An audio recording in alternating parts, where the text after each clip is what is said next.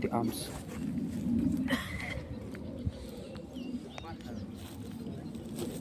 So that it will never unfold during the takeoff and during the spraying operation is going on.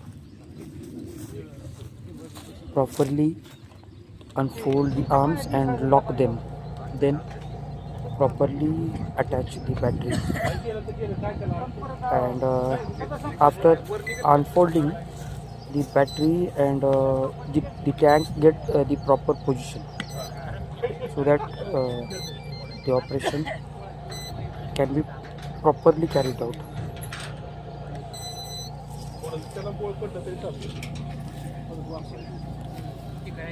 This is preparation of the chemical going on. All farmers, and this is pilot Mr. Suhan.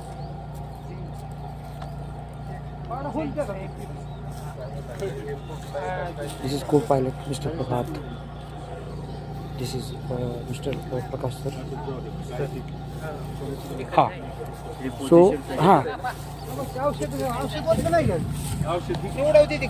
नाही pre trial असते.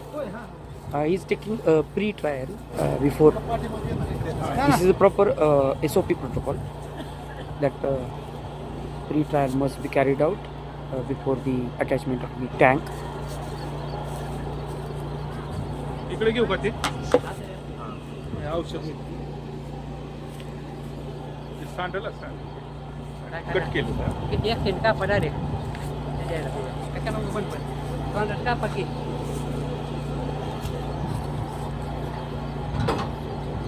Proper unfolding of the arms, locking, then battery attachment, then pre-flight, pre-trial, and then afterwards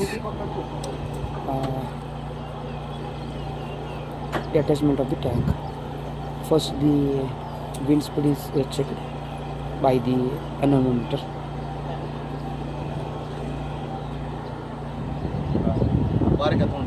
It is below the 2.8 meter per second.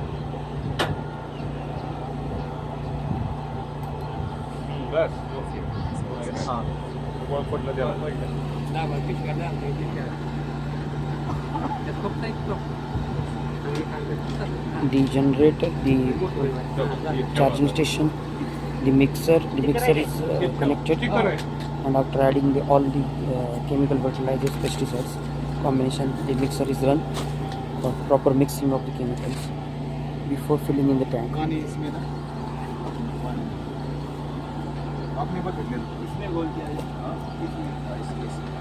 This is the mixing of the chemical in the bucket, and the mixer is used. This is the pre-trial going on. The pilot is more Mr. Soham Kulkarni, seeing the pre-trial.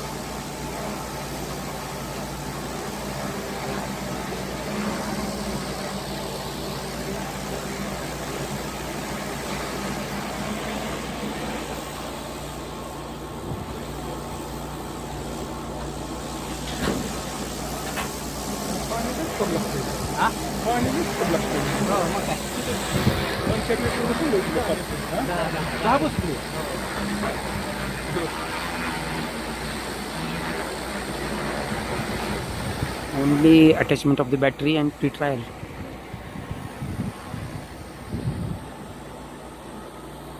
These are the farmers.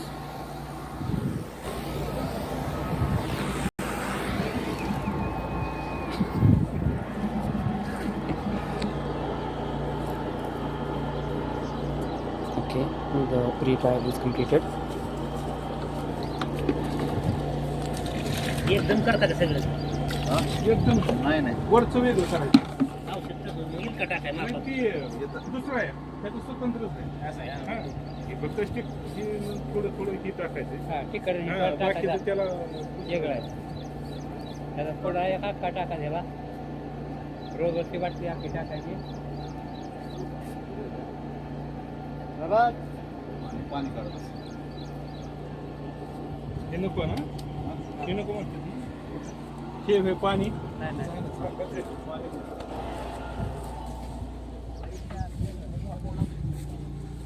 This is the water here.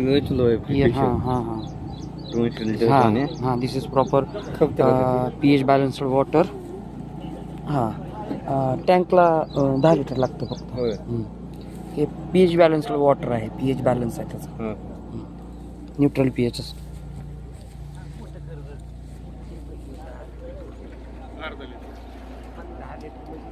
Attachment of the another battery, mixing of chemical, sticker, and then this is Hamla. Color plus 50% plus 5% cypermethrin.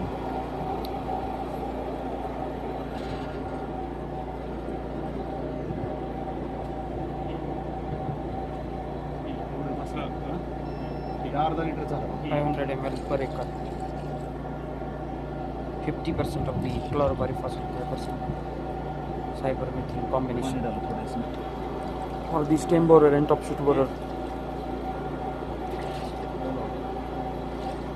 There is yellowing of the leaves, that is the stem borer.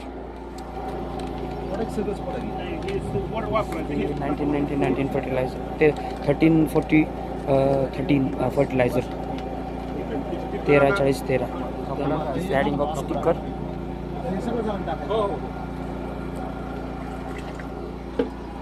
Mr. Thorat.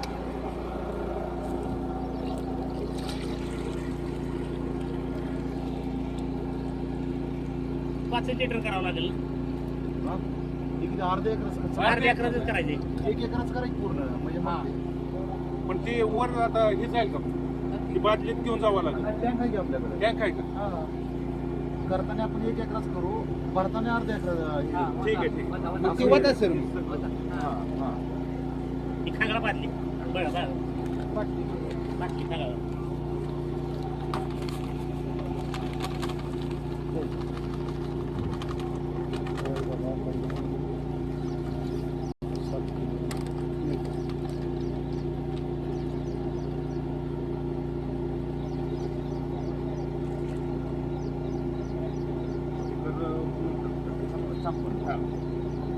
टाकले हो. हे टाकायचं नाही का? नाही ना. करायचं म्हणलं. टाकलं.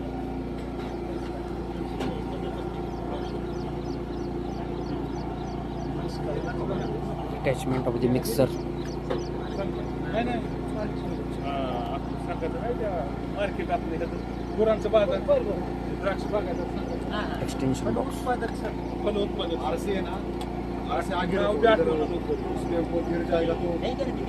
आगे कैसे टेक्नॉलॉजी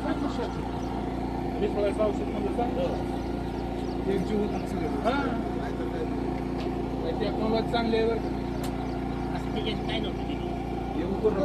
देशमुख साहेबांनी रात्री चांगली माहिती दिली. मला सांगितलं टेक्नॉलॉजीचं तिथं कीड आहे, तिथं अटॅक करते. Yes. AI technology. AI technology plus ETH Zurich technology आहे. जिथं तुमचं इन्फेस्टेशन असेल तिथं ते ऑब्झर्व करतं आणि तिथंही ते टार्गेट करतं.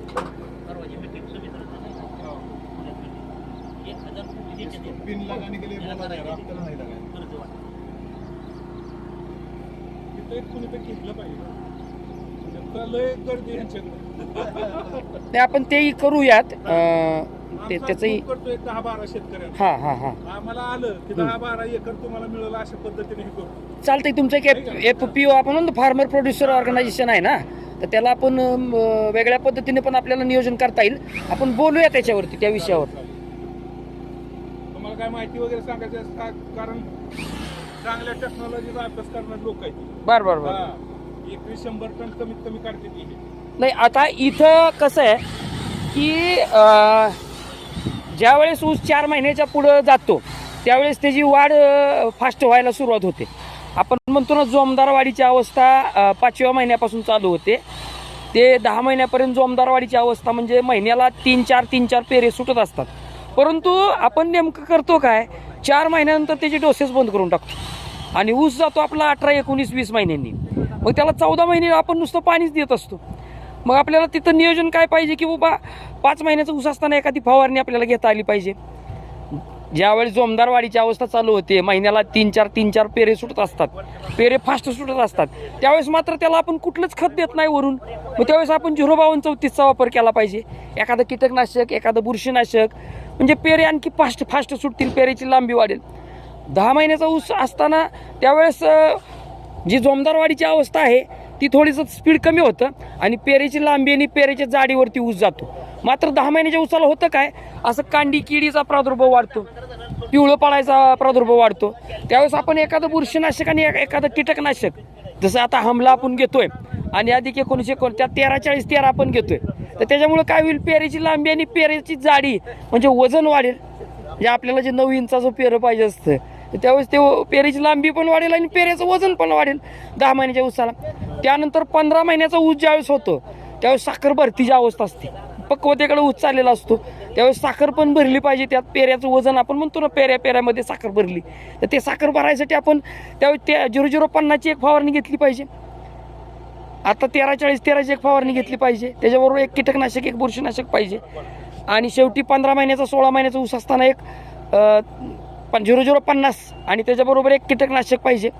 किंवा आपण जर रिकव्हरी वाढवायची असेल तर 400 मिली त्यात इथेरेल घेतलं पाहिजे, जे आपण द्राक्षाला वगैरे घेतो. त्यावेळेस आपली 12% वरून 12.5% 13% रिकव्हरी आपली वाढेल आणि तेवढं 12-12.5% वजन पण त्या ऊसाचं वाढत असतं साखर भरतीमुळं. तर ज्यावेळेस पक्वता अवस्था असते त्यावेळेस पानातनं साखर पेऱ्यामध्ये साठली पाहिजे. अशा वेळेस एखादी फवारणी घेतली पाहिजे.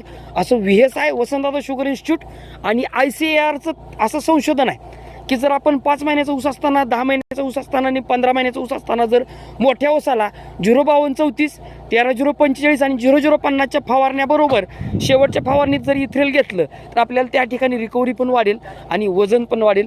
हे वसंतदादा शुगर इन्स्टिट्यूट स्वतः सांगतात, Indian council of agriculture research स्वतः सांगतात. तर तसं नियोजन आपण शेतावरती केलं पाहिजे. मोठ्या ऊसात आपल्याला शिरता येत नसतं, तर अशा पद्धतीनं ड्रोननं आपण फवारणी घेऊन नियोजन केलं पाहिजे. ठीक आहे जगताप साहेब. हां.